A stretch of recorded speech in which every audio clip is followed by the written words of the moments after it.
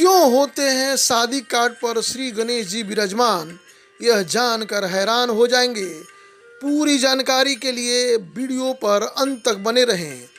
श्री गणेश पूजा अपने आप में बहुत महत्वपूर्ण व कल्याणकारी है।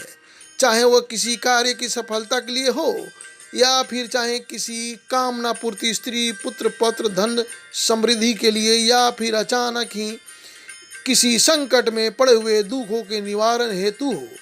जब कभी किसी व्यक्ति को किसी अनिष्ट की आशंका या उसे शारीरिक या आर्थिक कष्ट उठाने पड़ रहे हो, तो ऐसे में उस श्री गणेश की आराधना करने को कहा जाता है। श्री गणेश जी को सभी दुखों को हरने वाला या दुख हरता माना गया है।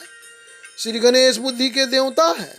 श्री गणेश प्रथम पूज्य है, यानी हर शुभ कार्य में गणेश जी की पूजा सबसे पहले की जाती है, क्योंकि उसके स्वरूप में अध्यात्म और जीवन के गहरे रहस्य छुपे हैं, जिनसे हम जीवन प्रबंधन के सफल सूत्र हासिल कर सकते हैं। इसी तरह श्री गणेश जी की छोटी आंखें मानव को जीवन में सूक्ष्म दृष्टि रखने की प्रेरणा देती है।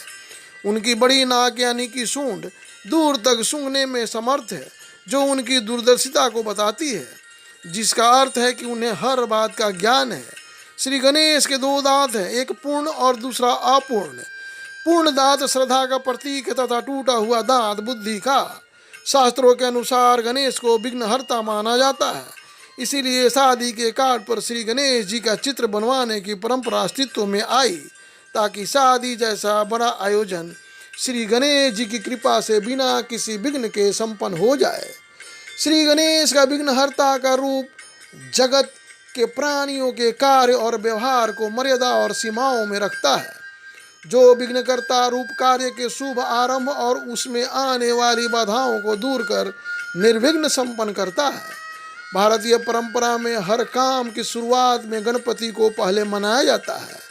शिक्षा से लेकर वाहन तक, व्यापार से लेकर विवाह तक, हर काम में पहले गणपति को ही आमंत्रित किया जाता है। ऐसा कौन सा कारण है कि हम गणपति के बिना कोई काम नहीं कर सकते?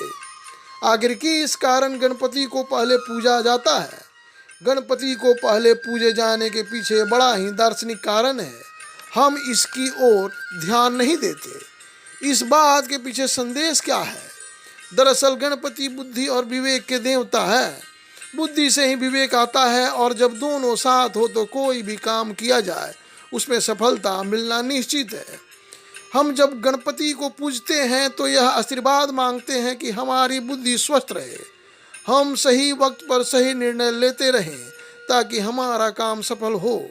इसके पीछे संदेश यही है कि आप जब भी कोई काम शुरू करें अपनी बुद्धि को स्थिर रखें।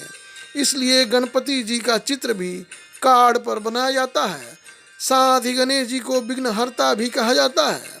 शादी जैसा बड़ा आयोजन बिना किसी बाधा के संपन्न हो जाए, इसलिए सबसे पहले श्री गणेश जी को पीला चावल और लड्डू का भोग अर्पित कर पूरा परिवार एकत्रित होकर उनसे शादी में पधारने के लिए प्रार्थना करता है, ताकि शादी में सभी गजानन की कृपा से खुश रहें। यह जानकारी आप सभी को पसंद आई हो तो इस चैनल को सब्सक्राइब करें और शेयर जरूर करें, ताकि और भी लोगों को जिज्ञासा शांत हो। इसी के साथ आप सभी स्वस्थ रहें। प्रेम से बोलो गणपति बप्पा मोरया। धन्यवाद।